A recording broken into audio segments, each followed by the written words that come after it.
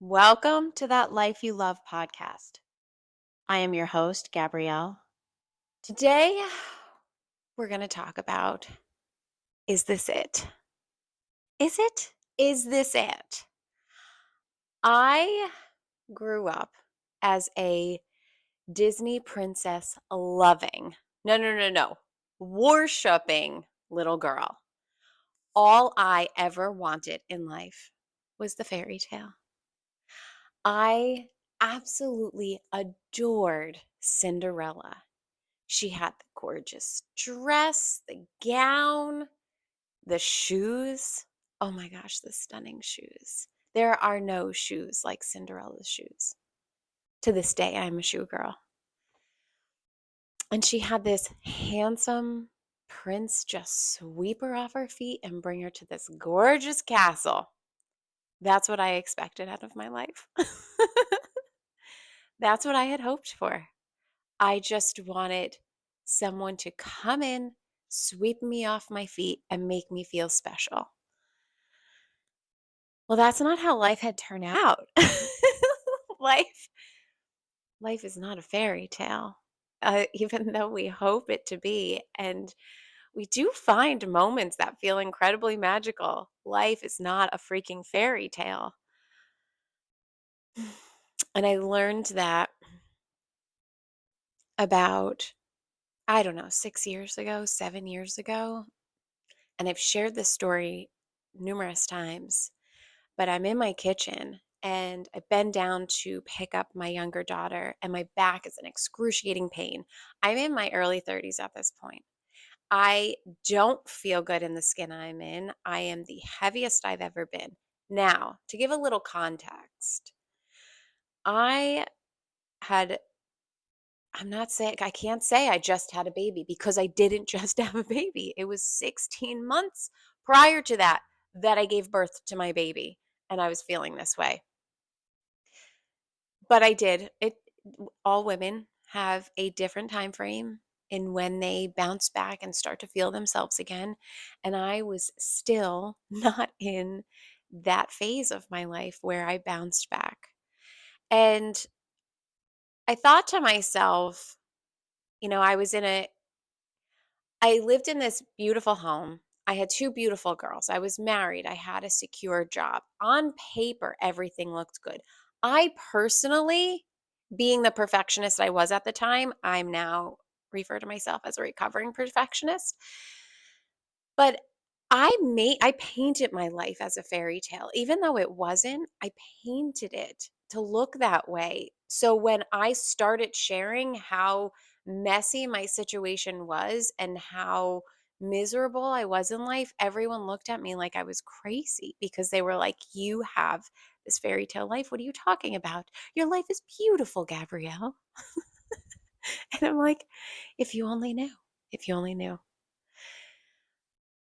So I had this secure job, but I worked myself to the bone. I got up early in the morning to work. I went and worked all day, and I worked in that like typical corporate environment where the perception was you are at your desk 7 a.m. until 7 p.m. I don't know how any parent can accomplish that. So from the start, you're already not meeting their expectations. So you work yourself even harder. The amount of time I put into this job, there were some nights I was there at until 11 p.m. I worked weekends. I would get there as early as I can. I ate lunch at my desk most days. So my job, while it was secure, it was one that caused me so much stress. And it was, like I said, that environment where you couldn't make a mistake. And if you did, you were like torn apart for months about it. So that was my job. Mom life, I had two little ones. I had a 16-month-old and a 3-year-old. And that in itself poses its own challenges. While it is a beautiful time of life, it is one of the most hectic, chaotic times of life. I had 3 dogs, two whom which did not get along, so I had to keep them separated.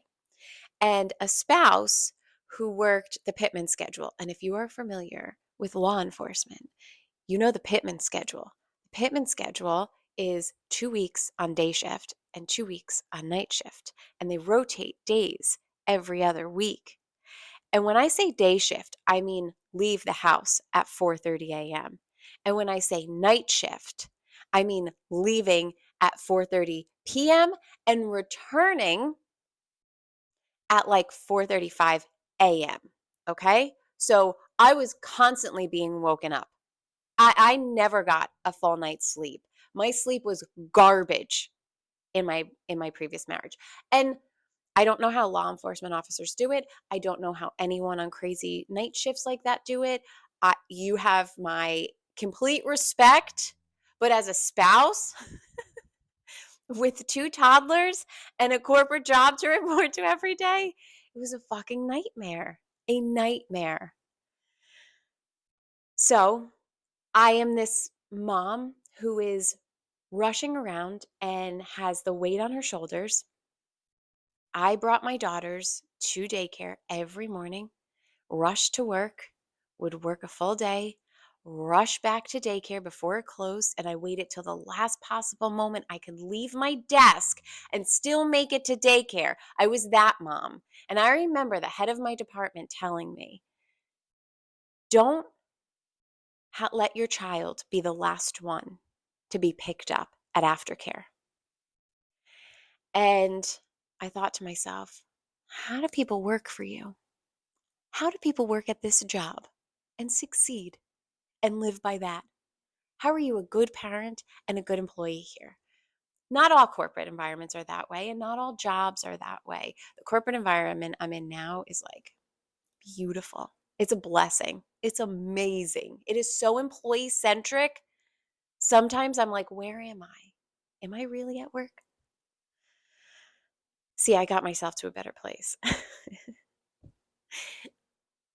But at the time, I was trying to just survive so much to the point that I didn't enjoy those stages of motherhood.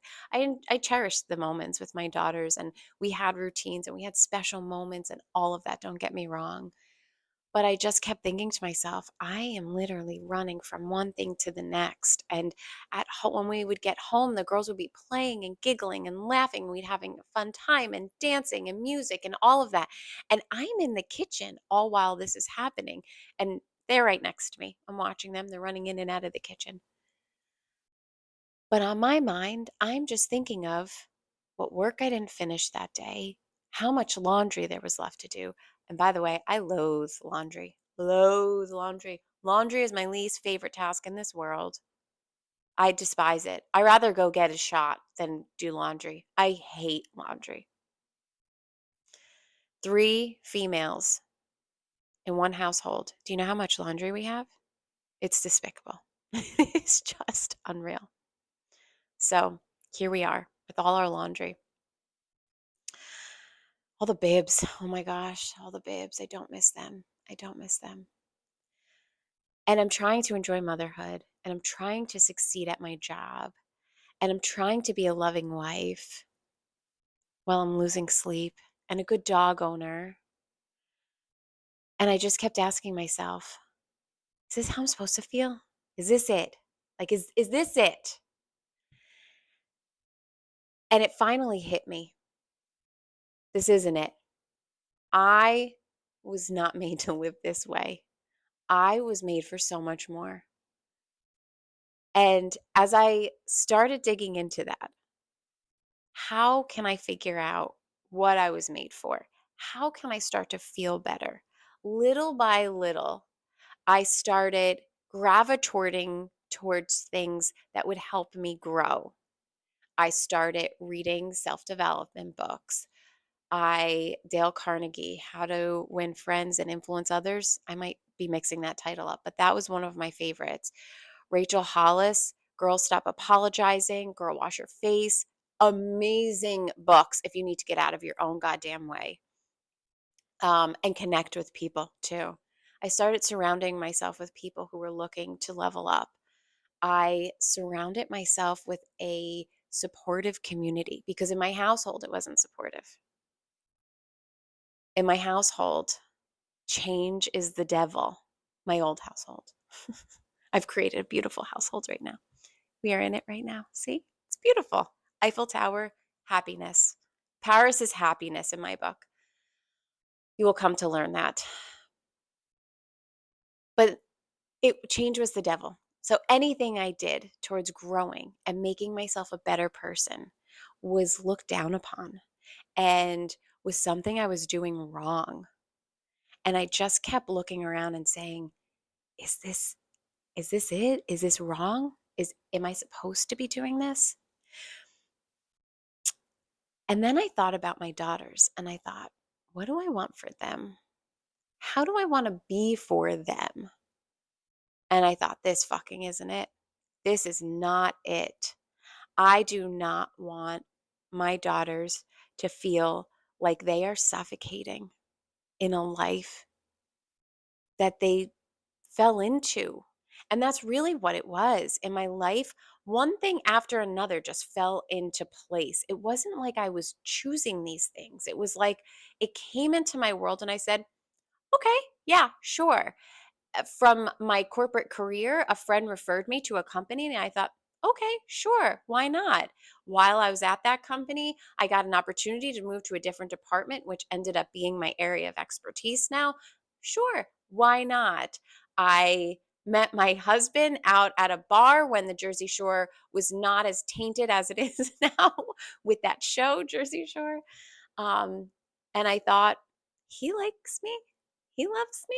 Sure, why not? And created a life out of all of that. And don't get me wrong,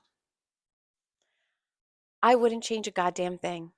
I wouldn't change any tough day, any messy moment, any path that I didn't feel like was meant for me because it was meant for me. I was meant to grow. I was meant to experience that. I was meant to be in that moment where I asked myself, is this it? Because if don't get to those places, we don't know we're not meant for that. We don't know that we're really craving and needing more. So I asked myself, is this the environment that I want to spend the rest of my life in? Now, it comes down to fixed mindsets and growth mindsets. And I was in a relationship with someone with a fixed mindset. And I'm not saying that's a bad thing, it's just not a me thing. I'm not about being fixed into one spot. I am not about staying stagnant. I love new things. I love change. I embrace new opportunities. So when you have someone who is growth mindset and someone who is fixed mindset, it's hard to continue building your life together. And like I said, I wouldn't change a thing because it all brought me to this day, to this moment, and this life that I am loving. Our paths just were meant to cross for that season of life. We were meant to bring these two beautiful girls into our world, and we were meant for other things. Even in my career, I was meant to experience an environment like that. So I knew what my worth was at my job. I knew what I wanted, how I wanted to feel when I went to work, the type of work I wanted to do. And I'm exactly there. I'm in the environment, the best environment. I am doing exactly what I dreamed of doing in the corporate world, that is. There's more to me than the corporate worlds. And this is it. This is it. So when I asked myself back then, is this it? The answer was no. But this journey that I'm on now, the answer is this is freaking it. This is it. And I hope you have those moments where you question, am I settling in this life? And sometimes we disguise compromise for settling and settling for compromise. Don't paint something as a compromise when you're really settling. and like how I painted my life as a fairy tale. Literally, my daughters, they had bows in their hair, their outfits were perfect, everything was pristine. People could only come over to my house, and my house was like top to bottom spick and span. Now I embrace the messy. My daughter last year went through this phase where she doesn't like her clothes to match. I don't know what it is, doesn't like her clothes to match. And it made me twitch. It made me polka dots with stripes. The perfectionist, the recovering perfectionist in me was going nuts. It just wasn't something I could handle, but I had to embrace it, the messiness. And now, when people want to stop by, stop by. My house is what it is because it's lived in. My daughters and I live in it. We are a busy family. We don't spend our time making sure everything looks good.